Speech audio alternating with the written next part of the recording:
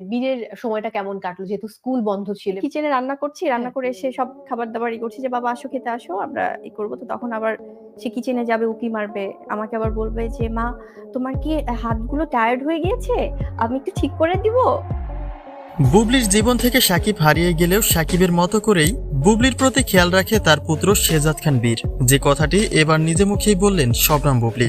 বুবলি বলেন বীরের বয়স অনেকটাই কম, তবুও তার টায়ার্ড লাগছে কিনা সেদিকেও লক্ষ্য করে বীর। আর বাবার আদর থেকে বঞ্চিত হওয়াতে বীরের বাবা মা দুজনই এখন শবনম বুবলি। প্রায় 2 বছর ধরেই বুবলির থেকে আলাদা রয়েছেন সুপারস্টার শাকিব খান।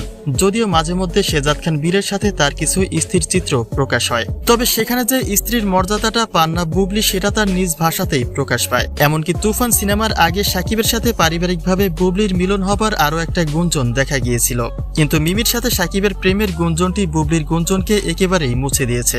অর্থাৎ এমনটাও শোনা যাচ্ছিল যে অপু বুবলিকে ফের স্বপ্ন দেখে মিমিকে নিয়েই ঘর বাঁধতে যাচ্ছেন কিং খান। যদিও তার সাথে সিনেমা করা প্রতিটি নায়িকার সাথেই তাকে নিয়ে এমন গুঞ্জন ছড়ানো হয়। এদিকে বেশ কিছু সাক্ষাৎকারে সাকিবকে ফিরে পাওয়ার আশা ছেড়ে দেওয়ার কথাটি জানিয়েছেন বুবলি। অর্থাৎ সাকিবের কর্মকাণ্ডে তিনি অতিষ্ঠ হয়ে নতুন করে জীবন সাজাতে চান, যার প্রতীক হয়ে উঠবে সন্তান শেহজাদ খান বীর। অর্থাৎ বীরের ভালোবাসা নিয়েই বাকিটা পথ এগিয়ে যেতে চান তিনি।